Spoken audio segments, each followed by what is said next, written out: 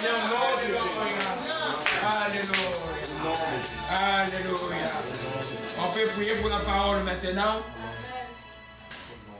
Nous prions, Père Céleste, j'ai quitté ma maison vers ce lieu de prière pour t'adorer, pour te louer. Merci Père d'avoir agréé ma louange, mon adoration. Surtout Seigneur, de m'avoir pardonné. Père, je te dis merci.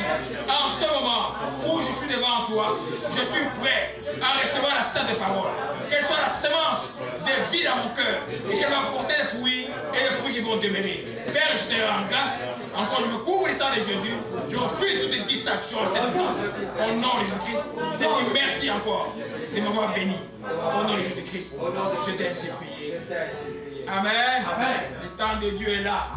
Mais pleure de joie, pleure de joie. Pleure de joie, mon tour en Zambé. Le pouvoir de la mort est fini. Alléluia. Gloire à Jésus-Christ. Amen, amen. Vous savez que l'ennemi, c'est le premier attribut de Satan, c'est le voleur. Jean 10, 10, il vient pour voler. Donc toi, enfant de Dieu, tu dois être très vigilant. Alléluia. Donc, pour ceux qui sont dans le programme des jeunes, aujourd'hui c'est le dernier jour de repentance, je crois. Et puis demain, on commence la deuxième partie. Là, c'est plus profond encore et c'est plus intéressant. Alléluia. Notez tout ce que Dieu va vous montrer. Vision, quoi, vous allez me donner ça le 27. Tout après Noël. Hein? Tout ce que Dieu vous montre comme révélation, écrivez-le moi. Alléluia. Notez sur un cahier. Alléluia. Gloire à Jésus-Christ. Donc on va continuer avec l'enseignement. Lisez bien le programme. Tous les versets qui sont là-dedans, restez limités dans les versets que j'ai donnés.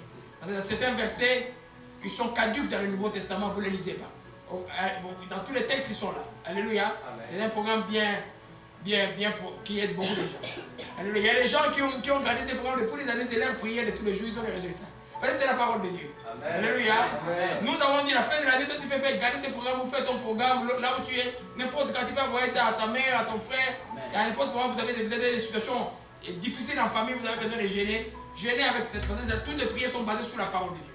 Alors, je recommande la prière que l'Esprit m'a inspirée au mois d'octobre, c'est la prière sur les révélations de la sagesse de Éphésiens chapitre 1, verset 17 à 20. Prenez cette prière, faites-la aussi pendant ces temps ici. Alléluia. Amen. Gloire à Jésus-Christ. Amen. Amen. Que son nom soit béni et soit exalté. Nous continuons aujourd'hui avec ce mot qui a étonné beaucoup d'entre vous le dimanche passé. Maintenant vous êtes habitués. Nous continuons avec Tchiklag. Alléluia. Dimanche passé quand j'ai dit Tchiklag, les gens disent mais c'est quoi? C'est quel mot là? C'est en chinois ou c'est quoi? Alléluia. Tchiklag, c'est une ville des Philistins. Tchiklag, c'est le lieu où David sentant vraiment qu'il n'en peut plus. Et ça, je parle au vrai serviteur de Dieu. Amen. Un vrai serviteur de Dieu doit passer un vrai temps de désert et d'oppression. Si tu n'as pas passé ça, tu n'es pas un vrai serviteur de Dieu. Jésus a passé ça. Moïse a fait 40 jours dans le désert. Tout le monde, Jérémie a pleuré, même en fouillant Jézabel. Tu passes un temps où tu es dans l'oppression. Alléluia. Parce que l'esprit qui est dans le monde, ce n'est pas ton ami, c'est ton ennemi. L'ennemi n'est pas ton ennemi. Satan est ton ennemi. Dès le jour où tu as dit Jésus-Christ est mon Seigneur, il a dit tu es mon ennemi. Alléluia.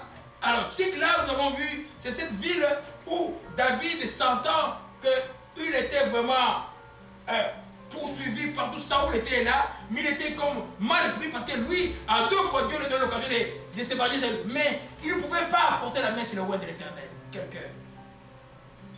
Alléluia. David ne connaissait pas ces gens. Il ne pouvait pas porter la main sur celui qui le poursuivait. À la fin, il dit non, non. Et comme on l'a vu dans Samuel 27, verset 1 à 7, David dit à lui-même, je périrai un jour par la main de Saoul. Il n'y a rien de mieux que pour moi de me réfugier au pays des Philistins. Afin que Saoul renonce à me rechercher encore dans tous les territoires d'Israël, ainsi j'échapperai de sa main. Il s'est décidé d'aller se réfugier dans les camps des ennemis d'Israël. Alléluia. Les ennemis permanents d'Israël. Donc les Philistins étaient constamment en guerre avec Israël. Parce qu'Israël est venu pour posséder leur terre. Et ils résistaient d'une certaine manière. Donc ils étaient des ennemis naturels d'Israël. Et David se réfugia à Tsiklag. C'est pourquoi nous avons titré l'enseignement Tsiklag ou un faux refuge. Un refuge qui n'en est pas un. Je me disais que tu ne peux pas aller, toi, enfant de Dieu, te réfugier dans les camps de l'ennemi, croyant que tu vas combattre l'ennemi. Non, l'ennemi est risé. Nous avons vu dimanche passé que Akish, le roi de cette portion des Philistins, disait simplement maintenant, je vais faire en sorte qu'il va être à mon service pour toujours. En d'autres termes, David était en train de rater sa destinée à cause de deux choses. On a vu la fois passée, c'était quoi? C'était l'oppression incessante et la peur. L'oppression incessante et la peur ne peuvent pas te faire fuir. Et beaucoup des enfants de Dieu, et même j'en connais encore. J'avais même parlé à quelques-uns hier encore. L'oppression incessante, quand ils craignent Dieu, c'est un signe que Dieu est avec toi. Ça va cesser et l'ennemi va être défait. Évidemment, quand vous avez des doctrines où on trouve le diable partout, vous allez voir que le diable est fort en vous. Non, vous êtes plus fort que le diable. Il a fait son travail de t'opprimer. Mais toi, n'entre pas dans son camp. On a vu dimanche passé que quand un chrétien se trouve dans la haine, il est dans ce là. Quand un chrétien se trouve dans les choses charnelles pour se venger, il est dans ce là. Quand un chrétien se retrouve, va chercher les béquilles dans le monde pour les choses que Dieu peut, il se retrouve dans ce là. C'est les béquilles. Les béquilles, un jour, ils tombent. Alléluia. On a vu ça dimanche passé, parce qu'on a beaucoup à voir avec Tsiklag.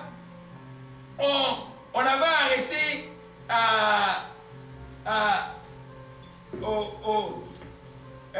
je disais, le plan de Satan contre David était de retourner contre Israël afin de détruire sa royauté.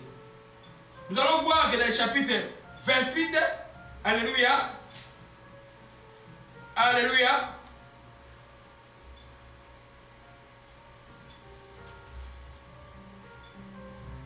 un instant. Donc prenons le chapitre 29. Alléluia. Amen, amen. Je prends comme qu'il était aujourd'hui. Ok. Bon, je vais prendre Kevin. Ok. Hein? Fais Jimmy ami Kevin. Ok. C'est bon. Moi je pensais à Saint-Jean. Bon, amen. Amen. Non, ça va, mon fils, tu peux dire, c'est pas grave. Je vais changer un peu féminin aussi de temps en temps. Tout le monde doit pouvoir participer à c'est important.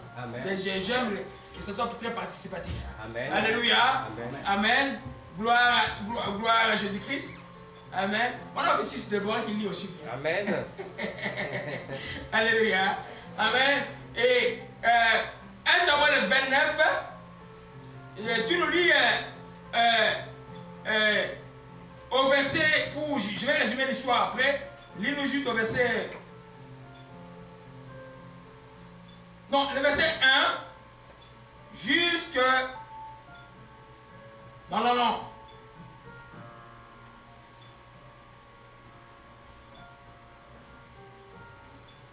Lis le verset 1 jusqu'au verset 5. Alléluia. Nous sommes dans les principes, les plans de Satan. Quand il te met dans l'oppression incessante, quand il te met la peur, c'est pour te faire rater ta destinée. Parce que toi, Dieu t'a appelé à vivre par la foi. Amen. Dieu t'a appelé à résister au diable. Hier, j'ai une vision comme ça, donc un lion tout rouge, le lion là, il était tout rouge. Pas un rêve. Moi, j'étais en train de prier. À 27 heures, le lion venait, il cherchait. Je lui dis, hé petit, dans l'enclos là, tu n'entreras pas. Alléluia. Amen. En vision. Alléluia. La Bible parle du diable comme un lion rugissant qui cherche qui va dévorer. Tu crois qu'il va venir directement? Il va d'abord, le diable est stratégique. Avant de t'avoir, il va t'instiller des choses qui lui appartiennent. La peur, il te donne la peur. Quand tu as la peur, tu commences à trembler. Tu es dans son cœur, tu n'as plus la foi. Et il commence à jouer avec toi. Alléluia. Chaque fois, il y a l'oppression incessante. Toi, tu marches bien, tu vois qu'il y a l'oppression. Et puis, tu te rends compte que comme tout le monde est contre toi, oh, rends grâce à Dieu. Tu as une main qui est mûre. Rends grâce à Dieu. Alléluia. Amen. Allez-y, mon frère. Tu peux lire. Au nom du Seigneur Jésus. Amen. Les Philistins rassemblèrent tous leurs troupes toutes leurs troupes à Aphek, et Israël campa près de la source de Jezreel. Les princes des Philistins s'avancèrent avec leurs centaines et leurs milliers, et David et ses gens marchèrent à l'arrière-garde avec Akish. Les princes des Philistins dirent, « Que font ici ces Hébreux ?» Et Akish répondit aux princes des Philistins, « N'est-ce pas David, serviteur de Saul, roi d'Israël?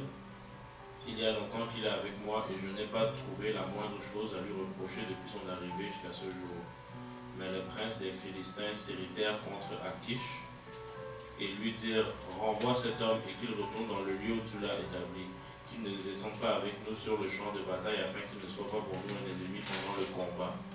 Et comment cet homme rentrerait-il en grâce auprès de son maître, si ce n'est au moyen des têtes et de nos gens? »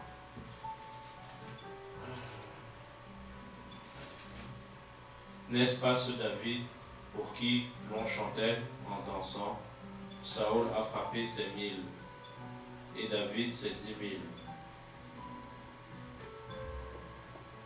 Akish appela David et lui dit, « L'Éternel est vivant.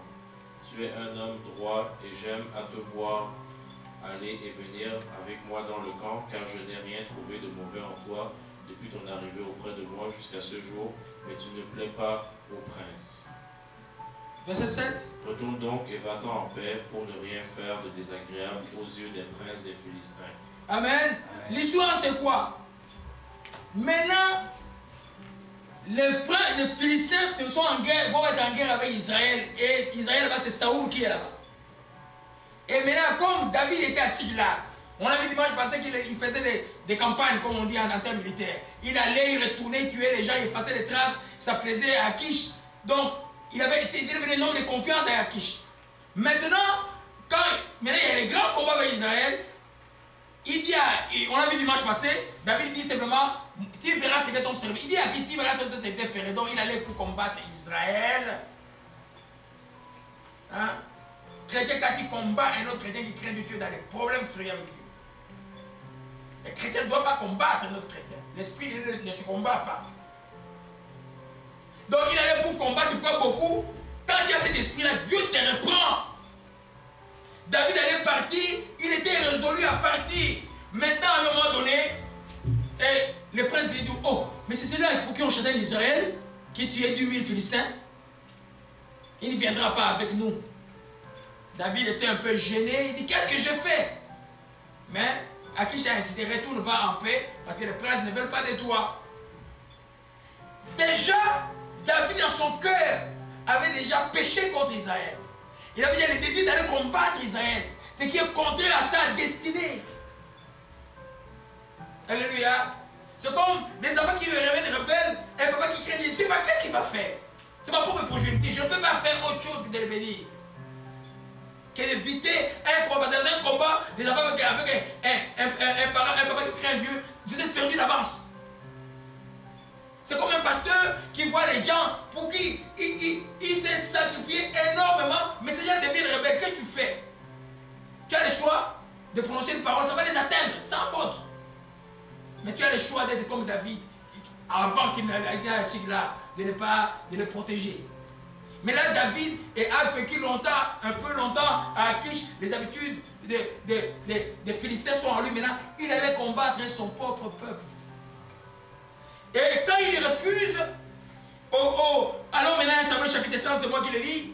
Lorsque David arrivait le 3e jour à Siglag avec ses gens, les Amalécites avaient fait une invasion dans les Midi et à Siglag. Ils avaient détruit et brûlé Siglag. Après avoir fait prisonniers les femmes et tout ce qui s'y trouvait, petit et grand, ils avaient tué personne, mais ils avaient tout amené, ils s'étaient remis en route. Et David et ses gens arrivèrent à la ville, voici, elle était brûlée. Leurs femmes, leurs filles étaient amenées captifs. Alors David et le peuple qui était avec lui, élevèrent la voix, pleurèrent jusqu'à ce qu'ils n'eussent plus de force pour pleurer. Les deux femmes de David avaient été amenées à Shinoan de Jezreel et Abigail de Carmel, femme de Nabal. Et David fut dans une grande angoisse quand le peuple parlait de les lapider, parce que tous avaient l'amertume dans l'âme, chacun à cause de ses fils et de ses filles. Et David reprit courage en s'appuyant sur le Seigneur. Seigneur, je bénis ton Seigneur encore pour cette parole. Merci encore de m'avoir donné la révélation. Saint-Esprit, Seigneur, je te dis merci. Au nom de Jésus-Christ. Amen. Alléluia. C'est ça l'histoire de Tsiklag. Parce que dans son cœur, il avait déjà péché. Dieu a fait brûler Tsiklag par les Amalécites. Et ils sont venus, ils ont tout pris. Ils ont tout amené. Quand ils arrivent à Tsiklag, c'est la désolation. Tout est parti. Comme toi, tu arrives, à cause de ta désobéissance, tout part. Tu arrives à un moment et dis, quelle erreur j'ai fait dans ma vie? C'est pourquoi les chrétiens doivent être constants dans son obéissance, constants dans son auto-examen, constants à demeurer constamment dans l'amour. Tu peux faire une erreur de quelques minutes, tu vas t'écouter peut-être très cher. Tu vas peut-être récupérer. Comme j'ai dit le premier jour de l'enseignement, la prière de recouvrement est lourde. Il ne faut pas perdre ce que tu as déjà. Parce que de recouvrir, ça prend beaucoup d'efforts. Et beaucoup n'ont pas la force de recouvrir. David, il arrive là, ils ont pleuré. Et les gens parlaient même, les gens qui l'adulaient parlaient même de quoi? De les lapider. Donc là, nous arrivons au principe, la punition de Dieu pour David, Tsiklag. Parce que David a commis l'erreur de vouloir aller combattre Israël. Et vous voyez, c'est dans ces combats-là que plus on va voir, les semaines qui suivent, que Saoul et ses 3 fils sont morts. C'est dans ces combats-là. Vous comprenez un peu?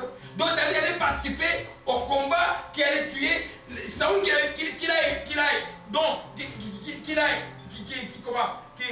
évité de tuer 2 fois. Il allait tuer dans un combat peut-être à cause de l'orgueil des hommes, ou peut-être comme les gens d'honneur.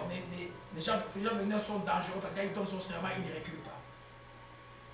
David c'était un homme d'honneur.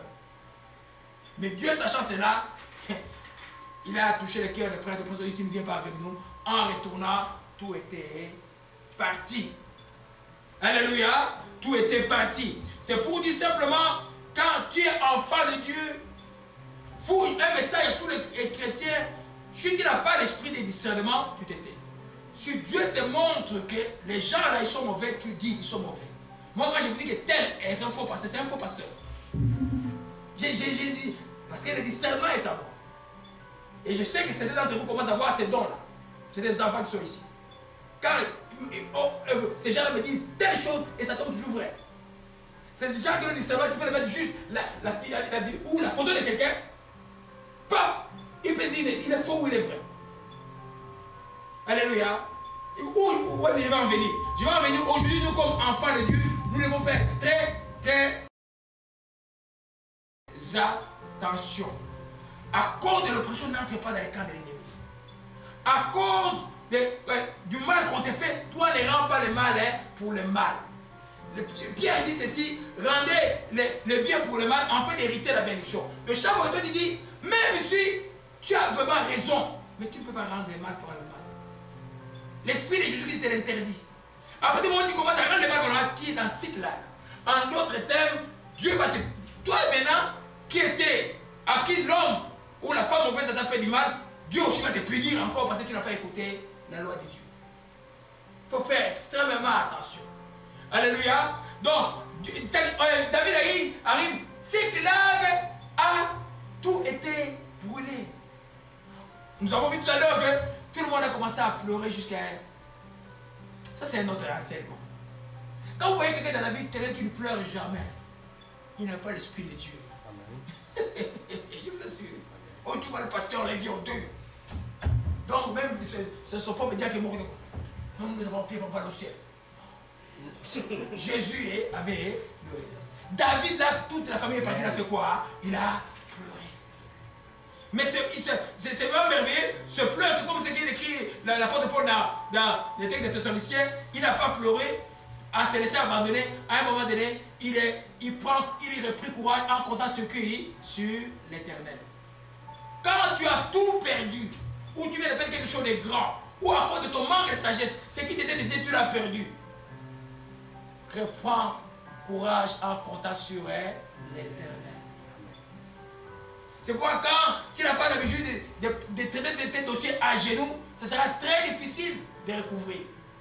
Il faut avoir l'habitude de traiter tes dossiers à genoux. C'est-à-dire Tu reçois une mauvaise nouvelle, tu es à genoux. Tu reçois une bonne nouvelle, tu parles à ton Dieu. Où c'est une action de grâce, où c'est une prière que tu fais. Alléluia. Nous voyons là, amen, 1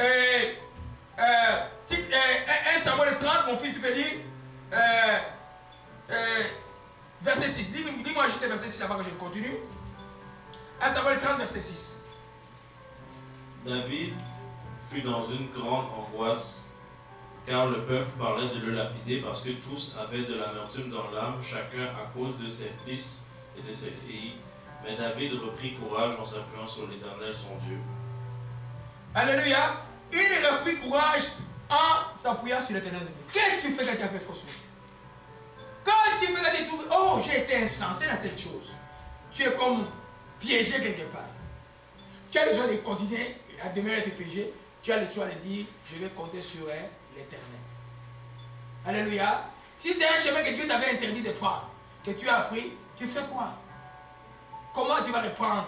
Tu vas reprendre ta confiance en comptant sur l'Éternel. Toi qui as désobéi au Dieu auparavant. Comment tu vas faire?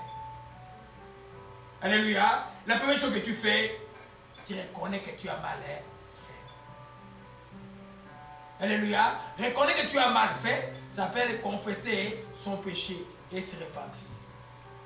Et c'est très important. David a repris courage comptant sur Dieu. Certainement, il y a des choses qui sont passées. Je prends ces présents pour donner un enseignement sur. Quand on a fait une fausse route, qu'est-ce qu'on fait? On ne perdure pas dans la fausse route. Il faut s'arrêter et puis reconnaître d'abord que tu as mal fait. Ça s'appelle confesser son péché. Et puis se repentir. C'est-à-dire que tu prends une autre direction. Beaucoup de gens qui se sont retrouvés dans les tigres-là, à cause de leur propre faute, passe le temps à trouver des boucs émissaires. Tu ne cherches pas les boucs émissaires. Tu veux être un chrétien mûr. Passe tout le temps. Évite les boucs émissaires. Quand tu as l'esprit de Dieu, et quand tu es un chrétien mûr, que tu tombes dans un piège, ne dis pas qu'on m'avait trompé. Tu es pasteur, toi dis, Dieu t'a donné 20 membres, toi tu veux avoir 1000 membres, et tu commences à entrer dans des associations, des gens avec des trucs bizarres. Demain tu deviens franc-maçon, demain tu deviens occultiste, tu dis, ah, tel pasteur m'avait trompé. C'est faux, c'est toi. Tu n'as pas eu l'intelligence, tu n'as pas eu les messages de Jésus qui ont cette église d'Apocalypse. L'église de Philadelphie avait combien de membres? Vous devez comprendre la parole de Dieu. Et les églises qui sont faites pour être nombreux, il y a d'autres qui vont être ceux qui se doivent, mais leur mission, c'est là qui gardent la parole et qui verront Jésus-Christ Nazareth. Alléluia. Nous comprenons. La première chose que tu fais, c'est reconnaître, c'est reconnaître ce qu'on a fait. Alléluia. Et nous avons dans Luc chapitre 15 une histoire merveilleuse de l'enfant prodigue. Hein. Tout le monde connaît cette histoire. Amen. Et c'est l'enfant prodigue. Hein? L'enfant prodigue, et il a dit, il était pressé, il dit, papa, donne-moi mon héritage. Donne-moi, non, moi je suis adulte. Il a comme les enfants j'ai 10 ans, je vais quitter la maison, je vais partir petit. Si tu ne peux pas payer le loyer, tu restes là. Profite. Pourquoi tu veux partir vite? Hein? Et il part sous la cohue et puis il se retrouve à 25 ans, il va retourner à la maison. Ou à 30 ans, il va retourner. C'est comme les enfants prodigues. Beaucoup sont là, vous savez, beaucoup sont comme ça. Alléluia. Alors, l'enfant prodigue a reçu son héritage, il a tout dilapidé, totalement tout. Et mon fils, tu peux totalement tout. À un moment, il s'est retrouvé dans la pauvreté. À un moment, il commençait à travailler dans une porcherie. Il commençait à envier la nourriture qu'on donnait aux cochons. Voyez un peu? Alléluia. Il y en a peut-être qui veulent être à ce stade-là. Pour comprendre que Dieu n'a pas voulu faire ce que tu fais. Il est resté enfant de son père. Et puis, mon fils, tu le lis à partir du verset 17 jusqu'au verset 22. Alléluia. Amen. Pour ne pas vous faire, nous sommes en train de voir David compta sur l'Éternel. Amen.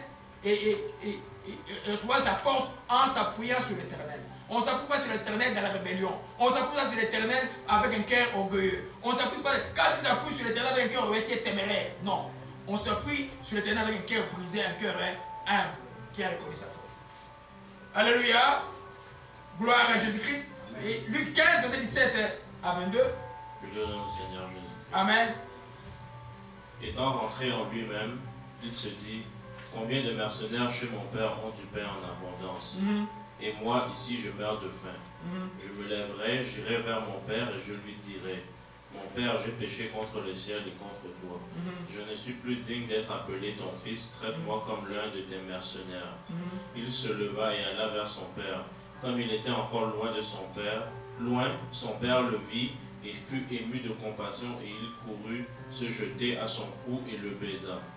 Le fils lui dit, mon père, j'ai péché contre le ciel et contre toi. Je ne suis plus digne d'être appelé ton fils. Mais le père dit à ses serviteurs, apportez vite la plus belle robe et l'en revêtez. Mettez-lui un anneau au doigt et des souliers aux pieds. Alléluia. Amen. Il a dit, le verset 17, étant entré à lui-même, il s'est auto-examiné. Il dit, ah, mais j'ai fait une bêtise. J'ai fait quoi ici là?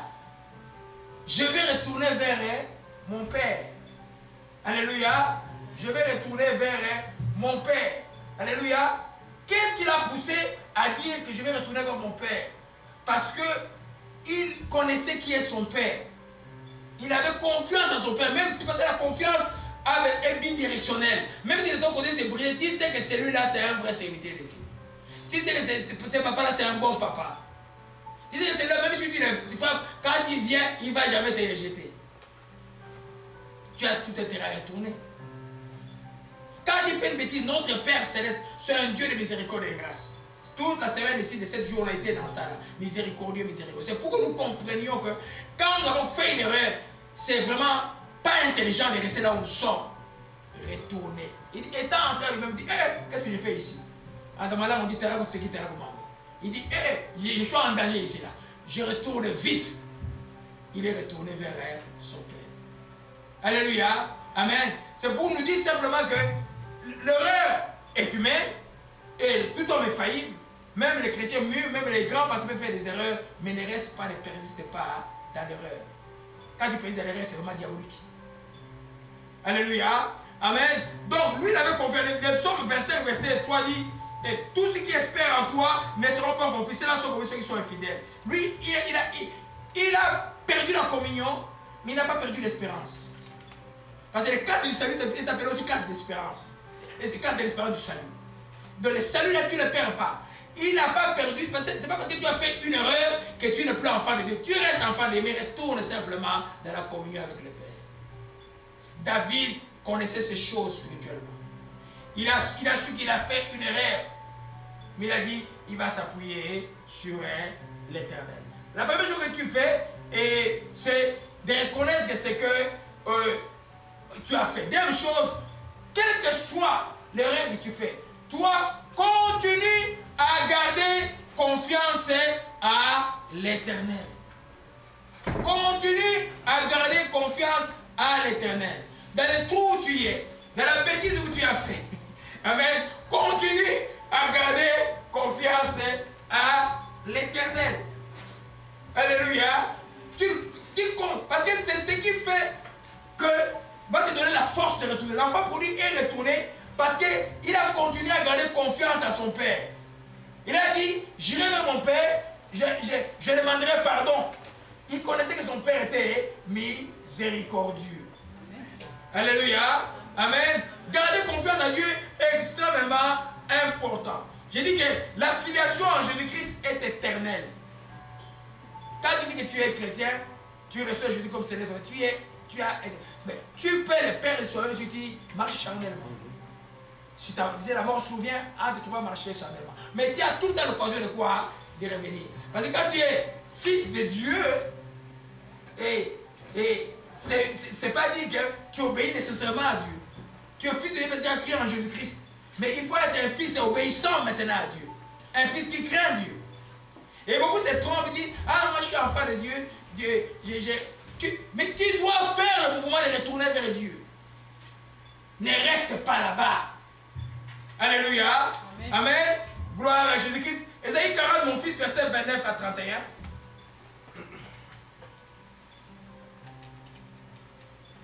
Amen. Juste, vous savez quel est l'élément qui nous fait garder confiance en Dieu?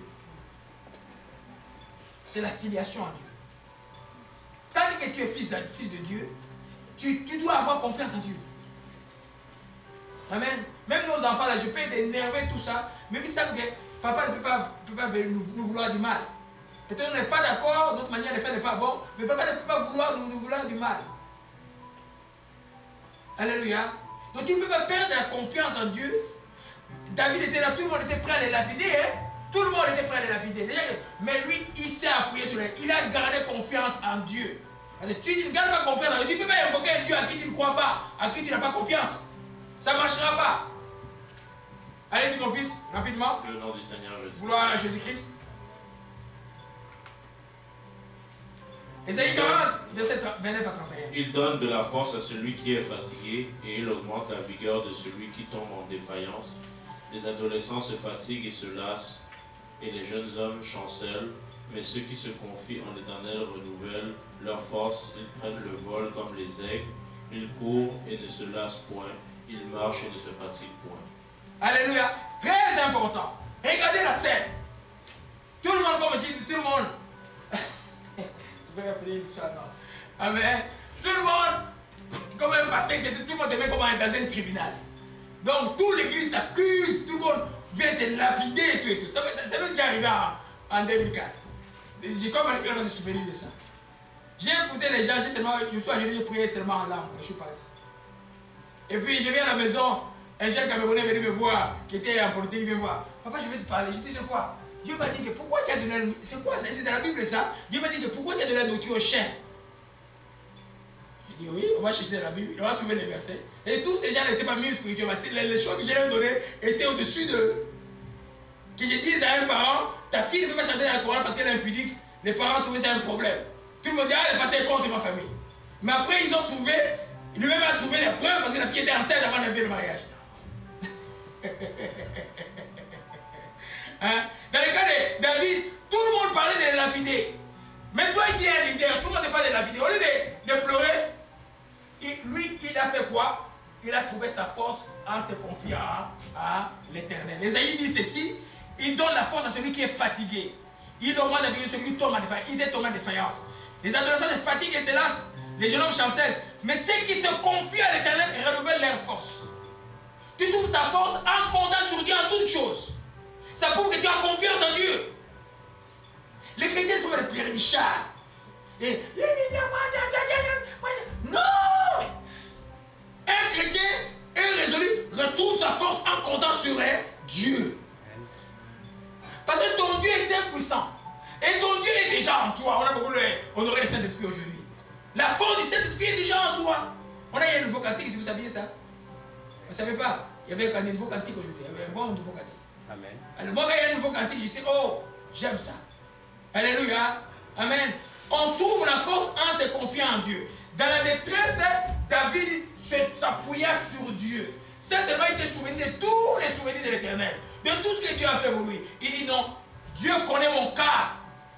Et Dieu ne veut pas m'abandonner. Il a retrouvé la force en comptant sur Dieu. Alléluia. C'est tellement important, toi, enfant de Dieu, de comprendre cela. C'est pourquoi la chose que tu bâtis dans la vie chrétienne constamment tous les jours, c'est la foi est tellement importante. Ne jamais perdre confiance en ton Dieu, quels que soient les événements. Tu dis ici, quand tu es innocent, tu restes calme. Même si tu es fautif. Ton Dieu, des fois, même si tu es fautif, tu te répands. Quand tu te répands, ton Dieu te relève.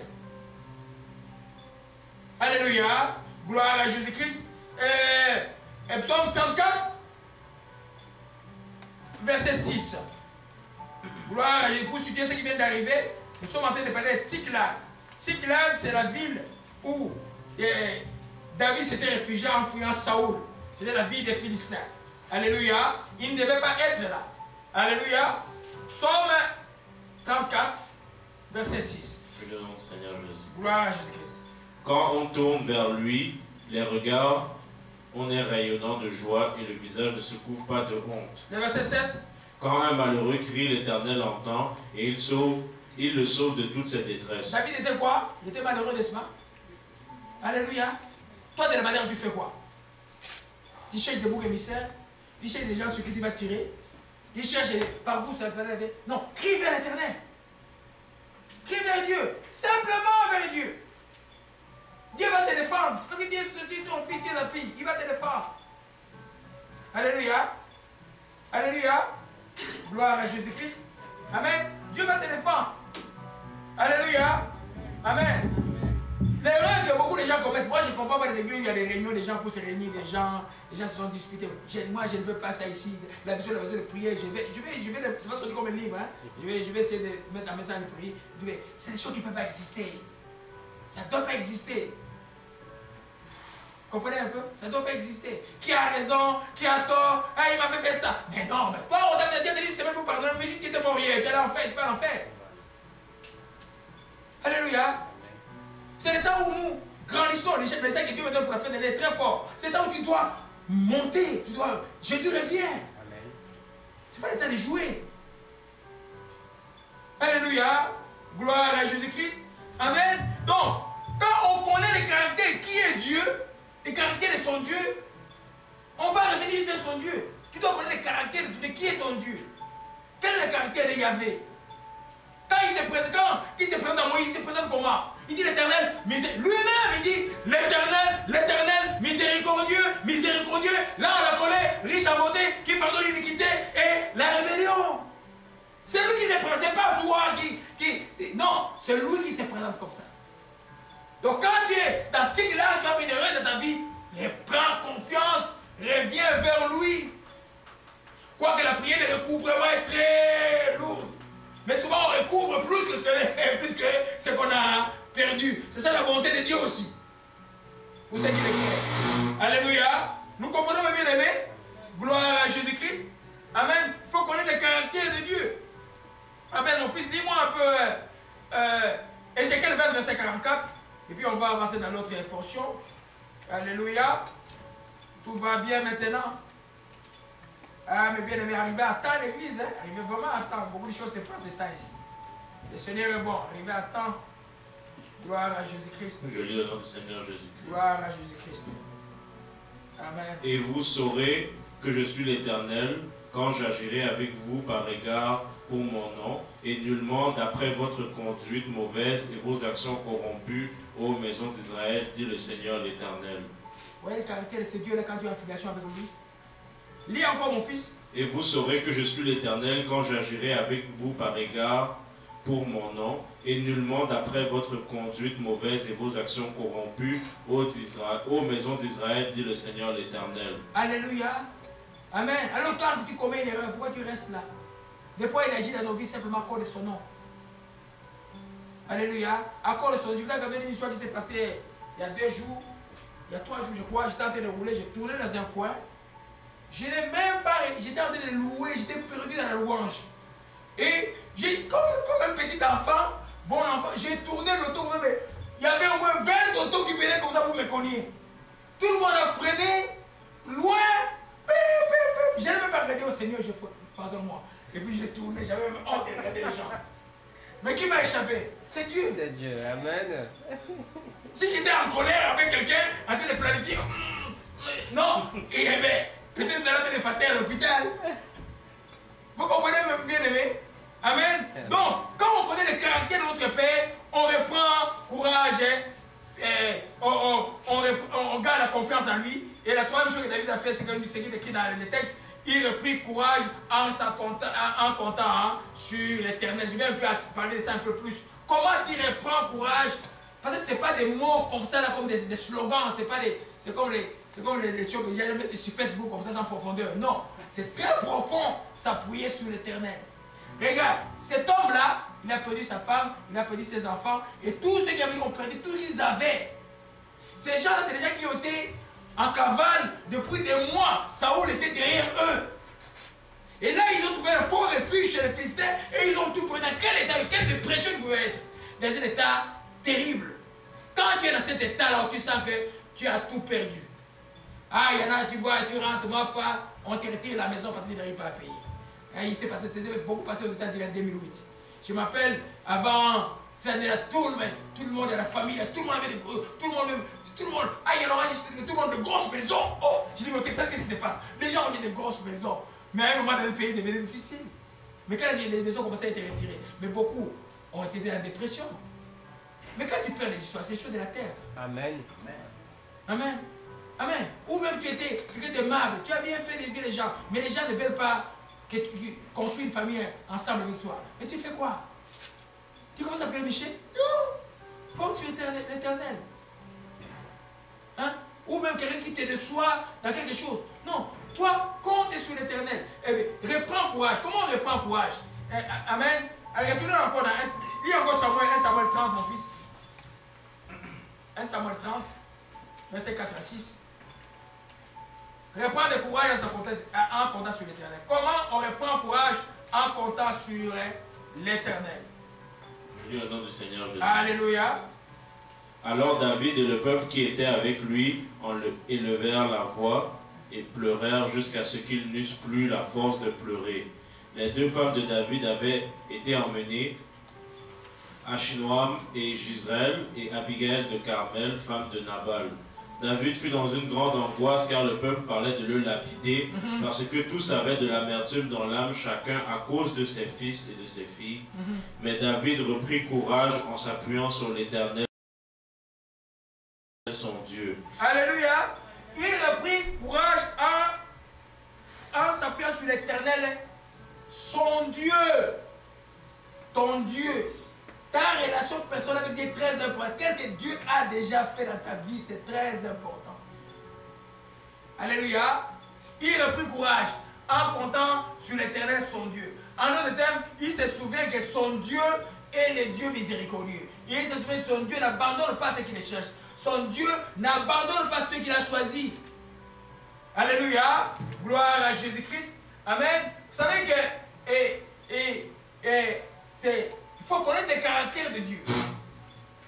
Il y a un des psaumes qui décrit, c'est un psaume, chaque fois que je le lis, je dis, mais Dieu, beaucoup quoi connaître Dieu, mais ne connaissent pas vraiment Dieu. Le psaume 107 nous décrit des catégories de gens. Oh, ma Bible, je l'ai laissé là, c'était bien commenté. Amen. Le psaume 107 nous montre plusieurs catégories de gens qui ont désobéi à Dieu. Mais dans leur détresse, ils crièrent à l'Éternel, l'Éternel les délivra. Et la première catégorie, c'est les gens qui erraient dans les déserts, dans la solitude, sans trouver une ville où ils puissent habiter. Ils souffraient de la faim, de la soif, leur âme était languissante. Leur détresse, ils criaient à l'Éternel, les délivra de leurs angoisses. Il les conduisit dans les droits chemins pour qu'ils arrivassent dans une ville habitée, qu'il loue l'Éternel pour sa bonté, pour ses merveilles et en faveur des fils de l'homme. La deuxième catégorie est la plus dangereuse, c'est qu'il y avait pour demeure les ténèbres, l'ombre de la mort, vivaient captifs dans la misère, dans les chaînes, parce qu'ils s'étaient révoltés contre la parole de l'Éternel, la parole de Dieu, parce qu'ils avaient méprisé les conseils du Très-Haut. Ils les humillaient leur cœur par la souffrance, ils succombaient, personne ne les secourit. Dans leur détresse, ils criaient à l'Éternel, il délivra de leur détresse. C'est comme ça que tu dois connaître Dieu. David, quand il s'appuyait sur Dieu, il reprit courage en revoyant tout ce que Dieu a fait avec lui. Donc, s'appuyer sur Dieu, tu t'appuies d'abord sur son caractère. Mais si tu ne lis pas la Bible, tu ne connais pas le caractère de Dieu.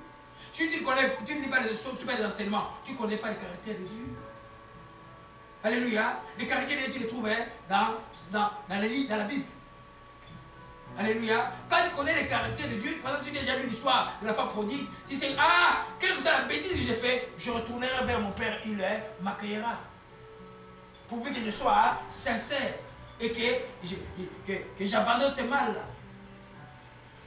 Nous comprenons bien aimé. Tu comptes, on reprend le courage en comptant sur le caractère de Dieu. Si tu ne connais pas le caractère, ou le caractère de Dieu t'a embrouillé, ou tu n'as pas la révélation du caractère de Dieu. Parce que je parle pas de la compréhension mentale. Ça passe avec la détresse.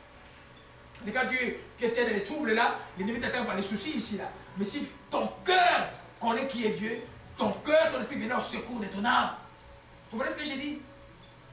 Alléluia. Quand tu connais ton cœur, qui est ton Dieu, tu ne te laisses pas émouvoir par tout ce que tu vois. Tu vas reprendre le courant en comptant sur son caractère.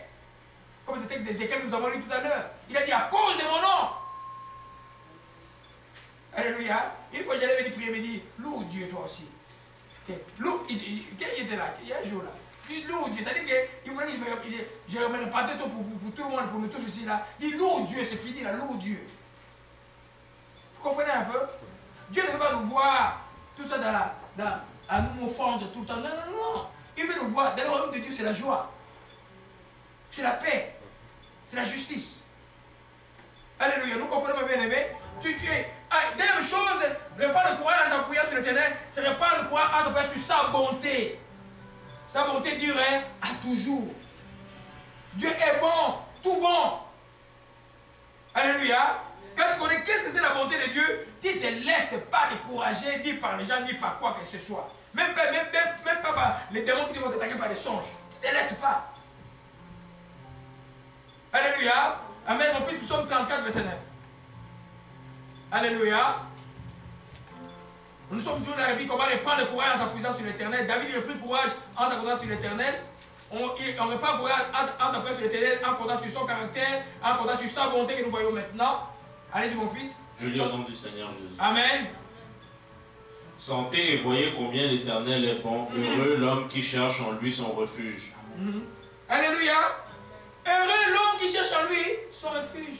David a dit, là, je suis vraiment foutu ici, là. Je vais, tout le monde regarde. Celui-là, il dit, qu'est-ce qui nous a ramené? C'est David. Tout le monde le regardait, tout le monde voulait le lapider. Mais il s'est agenouillé, il a compté sur l'Éternel. Amen. Comme le texte vient de le dire, sentez, voyez comment l'Éternel est bon. Et l'homme qui cherche en lui son refuge. À qui il cherche? Ne cherchez pas des refuges dans les choses des hommes, recherchez des refuges en Dieu. En Dieu. Et le temps ici, c'est vraiment un temps merveilleux pour la prière. Alléluia. Troisièmement, on ne répand le courage en comptant sur l'Éternel, en s'appuyant sur sa force et sa puissance. Alléluia. Sur sa force et sa puissance. C'est pas égal. Ta faiblesse là, c'est rien. C'est une force pour Dieu. Paul dit que c'est dans ma faiblesse que Dieu se glorifie.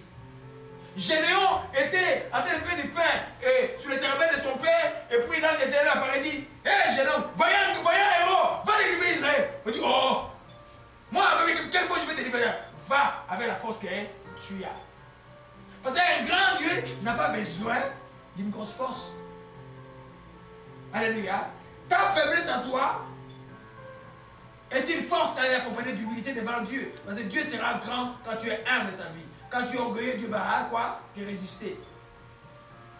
Nous comprenons, bien aimé. On ne peut pas encore sur la force de Dieu. Je compare mon problème à la grandeur et la puissance de Dieu. C'est pourquoi ton histoire avec Dieu est très importante. C'est aussi la révélation, la connaissance que tu as de Dieu en lisant la parole. Comprendre ce que Dieu a déjà fait est très important. Et pour chacun d'entre vous, chaque fois que tu es venu véritablement en Christ, Dieu commence une expérience avec toi. J'ai deux bougies, de grosses bougies allumées, des jeunes gens avec le même prénom, mais vivant les mêmes expériences. Si notre pasteur est devenu malade, quand elle t'appelle à midi, l'autre appelle toujours la même chose. Je dis, mais qu'est-ce qu'il veut faire avec ces deux jeunes gens ayant le même prénom? C'est terrible ce que Dieu fait.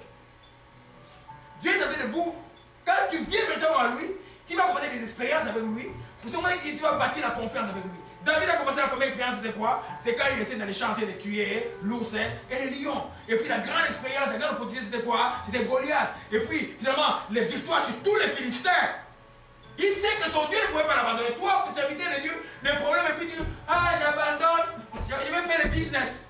Je vais faire le business. Vous me faites rire. Pierre a commencé à dire, pas de faire le business après. Hein? Mais il faut faire attention. Il y a des gens qui disent, ah ouais, pour le business, laissez-les faire le business. Toi, prêche la parole.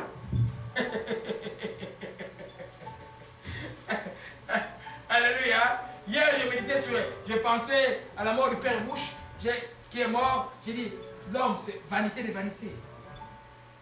Toujours 6 mètres à la fin. Bah, c'est fini. Vanité de vanité. Alléluia. Amen. Tu comptes sur la force de l'Éternel. Juge 6, verset 14, mon fils, rapidement. Juge 6, verset 14. La paix est là. Que son nom soit béni et soit exalté. Alléluia. C'est pourquoi, juste revenons encore sur la force avec mon fils. Toi, ne crois pas parce que tu es malade que tu ne peux pas chasser les démons. Toi, ne crois pas parce que tu es fatigué du travail là, parce que tu ne peux pas chasser un démon. Toi, ne crois pas que tu peux accomplir les grandes choses Et regarde, la semaine passée, Dieu m'a donné une force herculienne. Vous pouvez imaginer, moi, je n'avais jamais imaginé que je pouvais encore faire un déménagement de midi à 3 h du matin. Une force herculienne. Parce que je regarde, la servante de Dieu ici, tous les gens qui prient avec elle, je ne les ai pas vus. Ils ne sont même pas venus. Donc, j'ai fait une force que je ne peux pas vous expliquer. Pourquoi? J'étais tout le temps dans le louange en priant. Et je me suis souvenu des problèmes que j'ai fait à son effet mari. C'est un chouette nombre de paroles. J'ai dit, je serai toujours là. J'ai dit, le jour de l'enterrement, je dis réellement, je serai toujours là pour ta vie et pour tes enfants jusqu'à la fin de ma vie. Et il n'y avait pas personne pour m'aider. Moïse était fatigué. J'ai dit, mais je ne peux pas jamais, c'était déjà trop tard. Mais j'ai fait le déménagement et même j'ai prié pour la fille et de notre soeur. La force que nous avons eu, nous deux, là, avec ces jeunes filles, on a déménagé la vanne là, 5 fois. Et je vais bien. C'est quand tu fais quelque chose pour Dieu, ou quand tu veux prier pour les gens, ou quand tu veux combattre spirituellement, ce n'est pas ta force physique qui est importante. Ta force, elle est intérieure, dans ton homme intérieur. Et ton homme intérieur est attaché à Christ et Jésus. Et ta force vient dire Saint-Esprit. Et le nom de Jésus, quand tu le prononces avec le Saint-Esprit, tu as la puissance d'agir dans ta vie. Alléluia. Amen. C'est pourquoi c'est très important de suivre ce que mon fils a dit. Juge 6, verset 14. Je lis au nom du Seigneur Jésus-Christ. Gloire à Jésus-Christ. L'Éternel se tourna vers lui et dit, va avec cette force que tu as et délivre Israël de la main de Madian. N'est-ce pas moi qui t'envoie? Alléluia. David, quand il compte sur Dieu, il sait que la force qui va le pousser à reprendre le courage, ça sera la force de Dieu. Ici, Dieu parle au jeune Gédéon, il dit, n'est-ce pas, va avec la force. D'abord, il appelle vaillant héros. Il est faible. Israël a sujetti, mais Dieu l'appelle prophétiquement vaillant héros. Et puis il dit, va avec la force que tu as. N'est-ce pas moi qui t'envoie? Quand Dieu t'envoie, sa force est avec toi.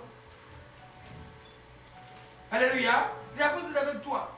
Alléluia. Tu reprends courage en comptant sur la force incommensurable, la toute puissante force de l'Éternel. Alléluia. Amen. C'est comme ça que tu reprends courage dans la vie. Donc tu prends sur le caractère de Dieu, sur la bonté de Dieu, sur la force de Dieu et sur ton expérience avec Dieu.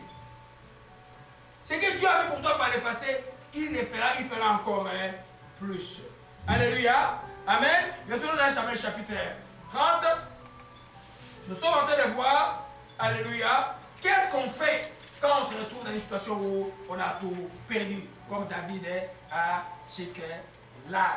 Alléluia. Gloire à Jésus-Christ, que son nom soit béni. Amen.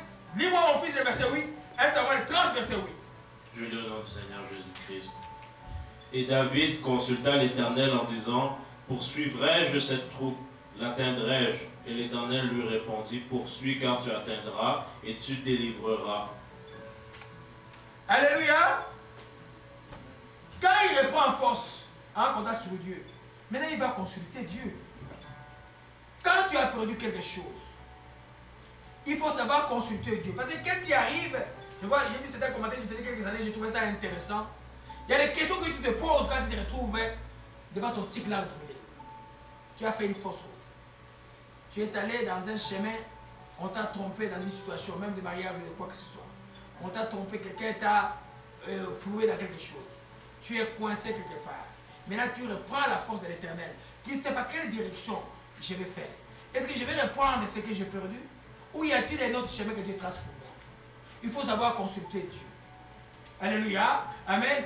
Quelques questions à se poser quand ton Tsiklag est brûlé. La première question, est-ce que la chose perdue est-elle récupérable ou pas? Alléluia. Pour les cas d'espèce, Dieu dit, verset 8, David consulta l'Éternel disant, poursuivez cette troupe, je l'atteindrai. L'Éternel répondit, poursuis quand tu atteindras, tu délivreras. Mais dans toutes les situations, ce n'est pas ça. On va voir le cas de David après.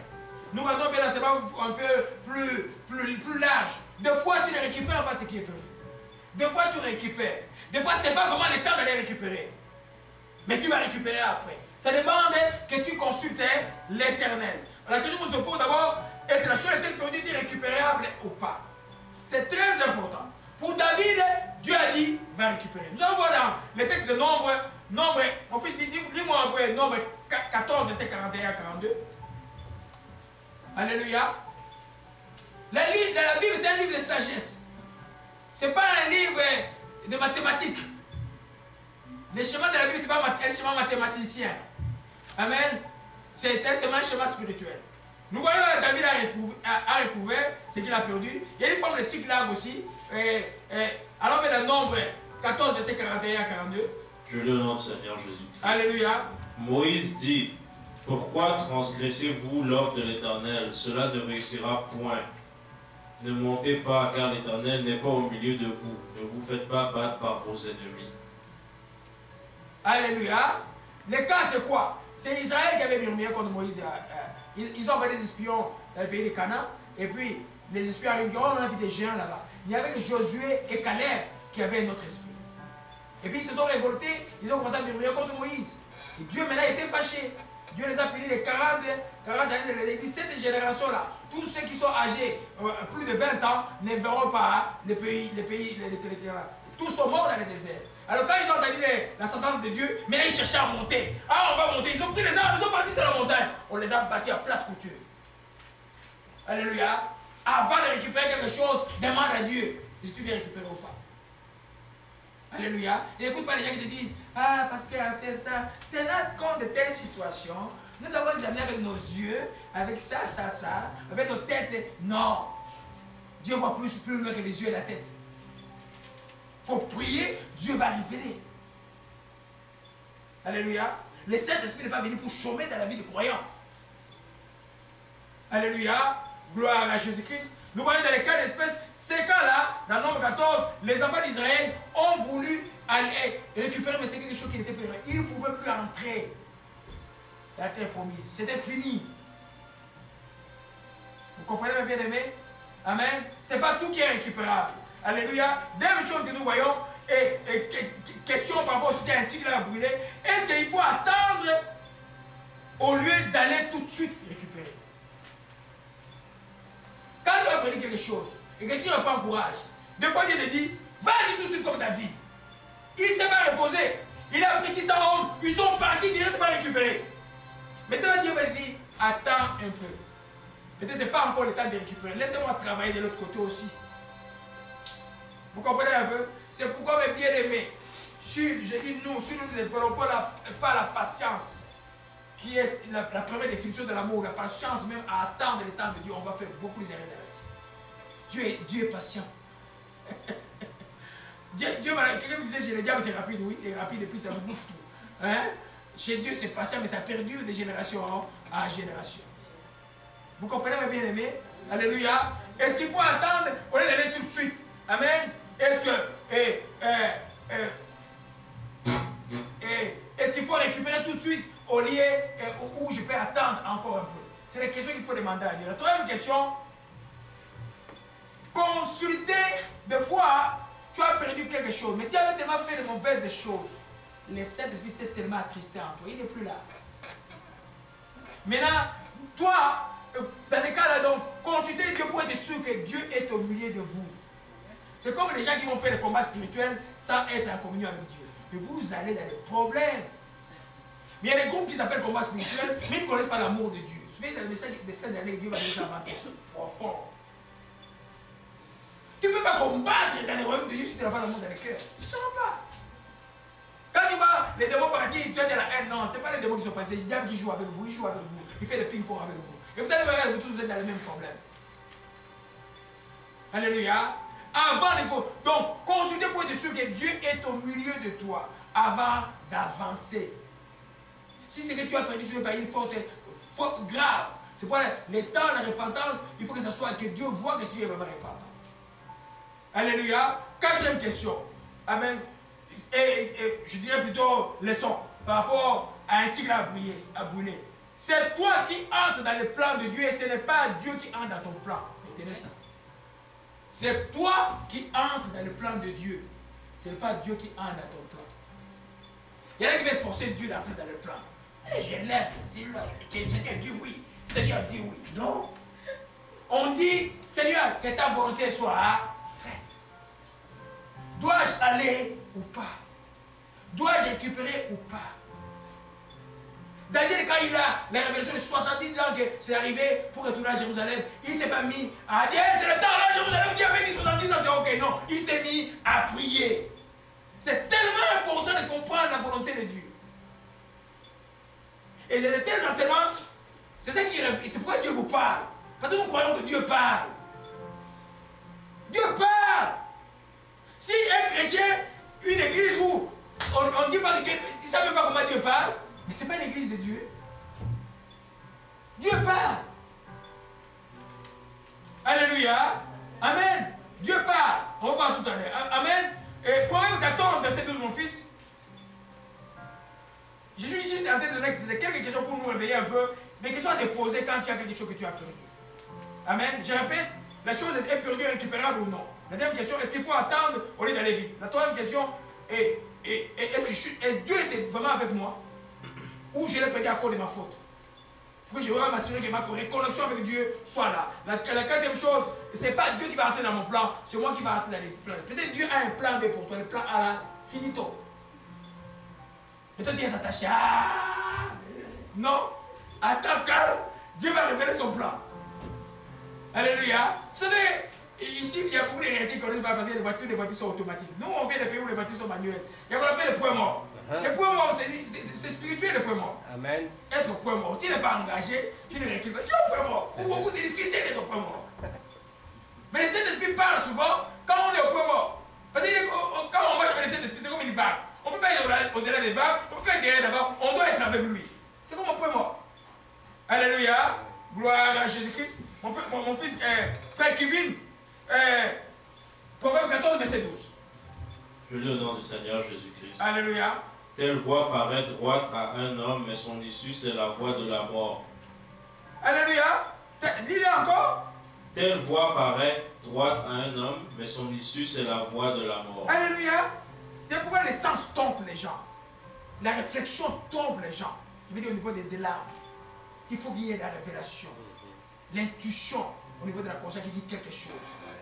Alléluia. Telle voie paraît bonne, hein? Alors, oh, c'est bon, tous les paramètres, c'est bon. Cette vie-là, c'est bon, cette école-là, c'est très bien. Tout ça, cette université-là, c'est bon. Mais ça peut être l'endroit de la mort. Ça peut être l'endroit de la perdition. Oh, oui, il est beau, très muscleux. Ça peut être un homme de la mort. Il est joli, tout ça. Ça peut être un serpent qui va te mordre comme la basilique. Qui va commencer à pleurer. Vous comprenez un peu? C'est pourquoi nous, comme enfants de Dieu, surtout vous de la nouvelle génération qui connaissent Dieu avant même d'aller dans le mariage, vous devez être extrêmement prudents. Vous comprenez un peu? Extrêmement prudents. Votre Dieu parle. Votre Dieu parle. Oh non, oui.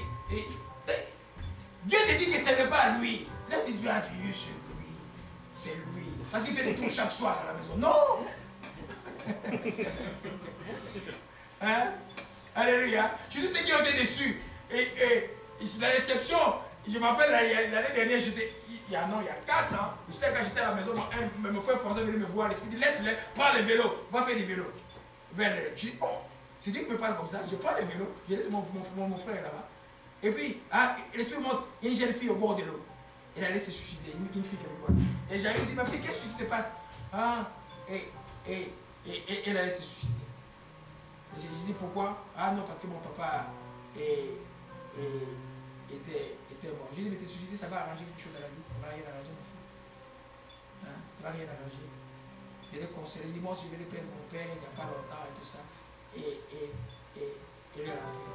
Je lui ai dit, mais Dieu a un plan pour toi. Ton plan ne s'arrête pas avec la mort de ton père. La mort, c'est pour tout le monde. Nous tous sommes destinés à mourir. Il faut être préparé à ça. Alléluia. Amen. J'aimerais bien d'abord sur le chiffre. Je ne sais pas pourquoi j'ai pris cet exemple. Alléluia. Donc, nous retenons que c'est nous qui entrons dans le plan de Dieu, pas Dieu dans notre plan.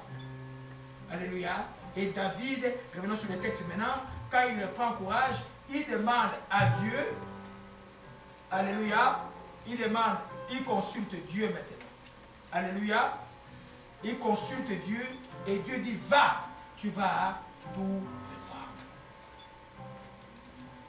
Quand tu es leader, tu es papa, tu es maman, tu es quelque chose. Toi, tu dois pouvoir être la tête de proue qui cherche Dieu. Hein? Si tu ne cherches pas Dieu, il y en a qui disent, ah, ma femme prie beaucoup, lui, l'homme ne cherche pas Dieu. Ça ne marche pas ainsi. Quand tu cherches Dieu, s'il y a un danger, Dieu va te le montrer. Et tu vas éviter la catastrophe dans la famille. Amen. Donc David consulta l'Éternel. L'Éternel dit, va, tu vas tout recouvrir. On va d'abord s'arrêter juste à consulter l'Éternel aujourd'hui avant que je termine. Alléluia. Consulter l'Éternel, chercher, c'est ce qui dit, chercher la volonté de Dieu pour ce que tu demandes. Alléluia. C'est très important. La Bible dit, demandez, on vous donnera. Cherchez, vous trouverez. Frappez, on vous ouvrira. Et il y a un texte que l'Esprit m'a donné pendant qu'on était à Gênes, Ésaïe 45, verset 17, notez-le, c'était vraiment comme un tableau. Je ne vous ai pas dit de me chercher vainement. Alors quand tu cherches Dieu, il te répond. David a fait venir à l'époque les fautes avec les sacrificateurs pour consulter Dieu. Aujourd'hui, le Saint-Esprit est en toi. Prie, Dieu va te parler. Alléluia.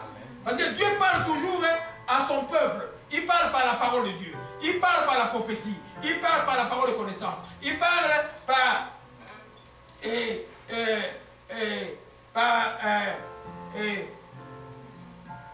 par les songes. Amen. Alléluia. Dieu parle. Quand il y aura la parole de Dieu, quand il y aura une prophétie, quand il y aura une parole de connaissance, Dieu parlera. Hein? Même ce qu'on appelle un don de discernement de l'esprit. Dieu peut parler. Il y a des gens ici qui ont déjà ces dons-là ici. C'est quand ils me disent, parce que j'ai vu qu'il y a quelque chose qui ne va pas avec tel, ça tombe toujours juste. À 100% juste. Des années et des années. Dieu parle toujours. Vous comprenez un peu? Amen. Deux choses, ne soyons pas téméraires. Quand tu consultes Dieu, que Dieu dit, non, arrête de ça, laisse tomber. Dis, Seigneur, j'ai écouté. Je souffre dans mon cœur, je souffre dans mon âme, j'ai fait quoi? Je laisse tomber. Tu vas souffrir pendant une semaine, puis ça va passer. Tu dis que tu forces, oh, tu crées le problème. C'est que les enfants d'Israël, ils ont été rebelles à Dieu. Dieu dit, mais vous n'allez plus aller voir les pays de Canaan, vous allez tourner. La génération jusqu'avant 20 ans, vous allez tourner en rond. Ils ont dit, non, non, maintenant on va aller. Moi, il dit, Dieu n'est pas avec vous, vous n'allez pas. Ils sont allés, Dieu n'était pas avec eux. On les a battus à plate couture. Vous voyez un peu? Ça, c'est les téméraires. Les gens qui ne seraient pas avec qui allaient faire des délivrances. Faites attention avec la témérité. Alléluia. Troisième chose, il faut toujours considérer l'Éternel avant un projet. Les projets qui soient bons, qui soient mauvais, même à ce que je peux appeler en termes techniques, aux étapes d'évaluation, quand tu avances dans ton projet, consulte toujours Dieu sur la direction à prendre. Alléluia. Parce que quelque chose qui pouvait être bon hier n'est plus bon. J'ai vu qu'il y a des serviteurs qui étaient bons hier, que j'avais beaucoup de respect. Mais depuis un mois, je dis, oh, mais qu'est-ce qui s'est passé? Ils ne sont plus sur le chemin. Parce que entraîné par les autres qui disaient dans les ténèbres qu'ils ne savaient pas. C'est pourquoi le discernement est constant dans la vie d'un croyant. Et consulter Dieu est d'autres ici permanent. Quand il y a un projet, surtout que j'essaie de sur les projets, que ce soit, parce que les projets les plus dangereux de ta vie, c'est ton projet de mariage. Si tu les réussis, oh, si tu les rates, tu as le problème. C'est pourquoi il faut consulter Dieu. Alléluia. Amen. Mon fils, David, retourne un peu à Keïla. David, 1 Samuel 23, verset 2 à 5. Alléluia, je crois qu'on va terminer par là, à 5 minutes. Tout le temps la joie maintenant. Je lis au nom du Seigneur Jésus-Christ. Amen. David consulta l'Éternel en disant, irai-je et battrai-je ces Philistins? Et l'Éternel lui répondit, va et tu battras les Philistins et tu le délivreras Keïla. Mais les gens de David lui dirent, voici, nous ne sommes pas sans crainte ici même en Juda. Que sera-ce si nous allons à Keïla contre les troupes des Philistins? David consulta encore l'Éternel. Et l'Éternel lui répondit, lève-toi, descends à Keïla, car je livre les Philistins entre tes mains. Alléluia. Amen. Au verset 9 et 13. David, ayant eu connaissance du mauvais dessein que Saül projetait contre lui, dit au sacrificateur, Abiatar, apporte les fonds. Et David dit, Éternel Dieu d'Israël, ton serviteur apprend que Saul veut venir à Keïla pour détruire la ville à cause de moi. Les habitants de Keïla me livreront-ils entre ses mains? Saul descendra-t-il comme ton serviteur l'a appris? Éternel Dieu d'Israël, daigne le révéler à ton serviteur. Et l'Éternel répondit, il descendra. David dit encore, les habitants de Keïla me livreront-ils, moi et mes gens, entre les mains de Saul? Et l'Éternel répondit, ils te livreront. Amen. Je suis ici dans cette il y a deux réponses de Dieu. Dans la première consultation, Dieu dit, va, Dieu va dire. Dans la deuxième, Dieu dit, ils vont te livrer à Saoul. Tu fais quoi? Tu fuis. Amen. Tu vois, le point mort est très important, l'état des points morts. C'est-à-dire que tu n'es pas engagé quand tu consultes Dieu. Ne sois pas, tu es déjà engagé, ta tête est déjà partie, ton sang est que tu consultes Dieu après. Non, non, non. Tu es au point mort. Vous comprenez, mes bien-aimés? Amen. C'est tellement important. Je vais clôturer avec une histoire de 2 rois 3 où le roi se sont retrouvés dans une impasse. Le roi Josaphat qui craignait Dieu a marché avec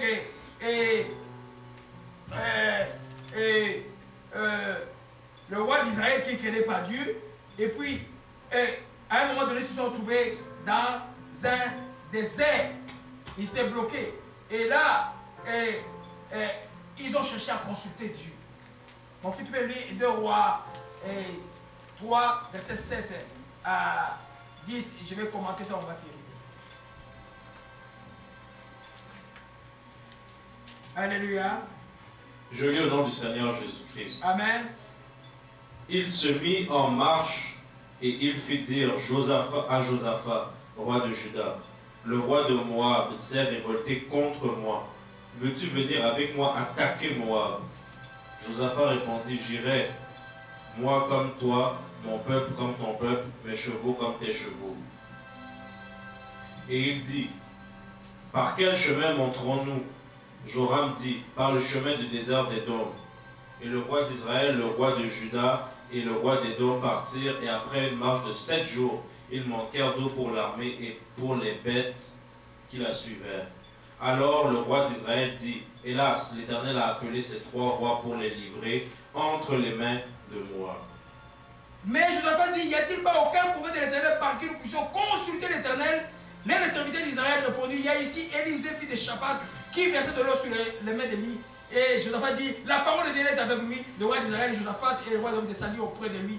Élisée dit au roi d'Israël, qui a-t-il entre moi et toi? Va vers les prophètes de ton père, vers les prophètes de ta mère. Et le roi d'Israël lui dit, non, car l'Éternel a rappelé ces 3 rois pour les livrer entre les mains de Moab. Élisée dit, l'Éternel est vivant, dont je suis le serviteur est vivant. Si je n'avais pas d'égard à Josaphat, le roi de Juda, je ne ferai aucune attention à toi, je ne te regarderai même pas. Maintenant, amenez-moi un joueur de harpe. Et comme les joueurs de la harpe jouaient, l'Éternel, la main de l'Éternel fut sur Élisée. Et il dit, demain, il n'y aura ni vent, ni pluie, mais la vallée sera remplie d'eau. C'est parce que Josaphat craignait Dieu, il sait qu'on consulte Dieu. Quand tu es dans une impasse, tu es dans un cycle là, ils sont perdus. Le rêve de Josaphat c'était de s'allier avec Akab qui était impie. Tu t'allies pas avec un impie. Pour les jeunes gens qui vont aller marier avec des impies ou des faux chrétiens, vous êtes délivrés, demain c'est fini, vous avez des problèmes. On a vu tellement d'expériences. Même il y en a qui se sont présentés comme pasteurs. Pasteur, j'ai dit à ma fille, mais il est pasteur, mais moi mon cœur dit non, il y a quelque chose d'anormal. D'abord, pourquoi tu m'as caché que tu étais fiancé, tu veux me dire que vous allez vous marier dans 1 mois? Moi, j'avais peur que tu dises non. Oh, si j'avais peur que tu dises non, ça ne va pas marcher. Une histoire très vraie. Et monsieur est marié. Une histoire très vraie. Et puis, je prie encore, je prie. Ça ne marche pas. Mon cœur n'est pas là. Ah non, on aimerait que tu viennes au mariage. Et au mariage, tout là. J'achète les cadeaux de mariage. Et puis, l'esprit me montre clairement. Il dit, c'est un mariage de mort, n'y va pas. Il dit, c'est une de mes filles de la foi chérie. Vous comprenez un peu? Des enfants qui craignent Dieu. Des femmes de valeur qui craignent Dieu. Ma fille même pas allée passer des vacances chez elle à une ville dehors. Mais, oh, j'ai dit, mais non, mais quand tu as peur, qu'est-ce qui se passe? Le monsieur finalement, ah, prie seulement pour nous, en état pour nous autres, prie seulement pour nous. Ah, mais je ne peux pas prier contre la volonté de Dieu. Je ne suis pas parti au mariage. Les cadeaux, chaque fois que je vais mettre la pause, il ne part pas. 1 mois, 2 mois, 3 mois, elle m'appelle. Hein, ça va pas ici, tout ça. Finalement, le monsieur c'était déjà un bandit qui était venu pour chercher les papiers. C'est grave ça. Alors quand même, chercher à avoir d'enfant, l'enfant n'arrivait pas, j'ai dit, mais gloire à Dieu. Et comme c'était, j'ai dit, ma fille, les dieux que je prie, si cet homme-là n'est pas le Dieu de Jésus-Christ de Nazareth, pas de tous les potes qui n'arrivent pas à prononcer le nom de Jésus, Jésus-Christ de Nazareth, il dit Jésus, Jésus, mais on sait pas lequel Jésus. De Jésus-Christ de Nazareth. S'il est, il va se repentir. D'abord, pourquoi il me fouille? Tu as dit que tu avais un papa de la foi, non? Pourquoi il me fouille? Ça va pas, le mariage a fait 4 mois tout au plus. C'est fini. C'est fini. Faites attention dans l'état où nous sommes. Consultez Dieu. Telle voix paraît bonne à l'homme, c'est la voix de la péniche. Les photos sont restées sur Facebook dans ma page. Alléluia. C'est tellement important. David a consulté Dieu. Et c'est comme ça qu'il est allé à... Quand Dieu dit oui, vas-y, la force de Dieu va être avec toi. Quand Dieu dit oui, celui c'est elle. Quand Dieu dit c'est la ville où tu dois travailler. Quand Dieu dit oui, c'est le travail que je te donne. Quand Dieu dit n'importe quelle chose, Dieu dit oui. Le oui de Dieu est accompagné de la puissance et de la force de Dieu. Et rien ne peut résister à cela. Alléluia. Amen. C'est par là que nous allons terminer. Donc, consulter Dieu est tellement important. Dimanche passé, nous allons voir obéir à la réponse de Dieu. Quand David a consulté Dieu, il dit vas-y. Il était fatigué. Il a fait une longue marche. Tout le monde était fatigué. Il a pris 600, 200 sont arrivés à un torrent là. Ils sont restés là-bas. Il a continué avec 400. Parce que Dieu avait dit vas-y, récupère. Quand Dieu lui dit c'est maintenant le temps de récupérer, et prends. Alléluia. Gloire à Jésus-Christ. C'est comme on va voir dimanche prochain. On va aussi voir dans le processus de ton combat pour recouvrer ce qui est à toi. Garde ton cœur plus que toutes les choses. Quand on vit d'une détresse, d'une déception, donc le principe de garder ton cœur doit être toujours là. Parce qu'avec Dieu, si ton cœur est animé par l'amertume, par les ressentiments, tu ne vas pas gagner le combat avec Dieu. Or, toute déception, toute oppression, toute angoisse vient avec ces choses qui nous bloquent. Mais toi, tu dois garder ton cœur pour gagner le combat de Dieu. On va voir comment David arrive en cours de route, il voit un jeune amalécite que son patron méchant a abandonné parce qu'il était malade. 3 jours, 3 nuits, il lui a donné à manger, il lui a donné des figues pour qu'il reprenne courage. Et c'est ce jeune homme-là qui a été déterminant pour la victoire de David. Alléluia. La bonté touche même les plus méchants de la terre. Ce n'est pas la méchanceté. La méchanceté appelle la méchanceté. Alléluia. C'est une des choses qu'on va voir dimanche, ça va être très bien. Et on va terminer par là. Éternel, nous glorifions ton nom. Nous te rendons grâce pour tout ce que tu nous as appris. Et cette parole d'encouragement pour ceux ou celui qui se trouve dans une situation où tout a été brûlé. Où tout est perdu. Mais avec toi, rien n'est perdu, Seigneur. Tu es l'alpha et l'oméga. Regarde ton fils, regarde ta fille. Qu'ils reprennent courage en comptant sur toi. Et montre-nous, Père, la direction claire. Il faut poursuivre ou ne pas poursuivre. Il faut reprendre le plan. Montre-lui ton plan pour toi, car ton plan est toujours là pour nous. Père, nous te rendons grâce. Et nous encore merci pour tout ce que tu as accompli dans la vie de tes enfants. Que ton nom soit béni éternellement.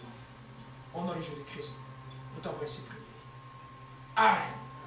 Acclamons le Seigneur. Une louange, c'est Pascal.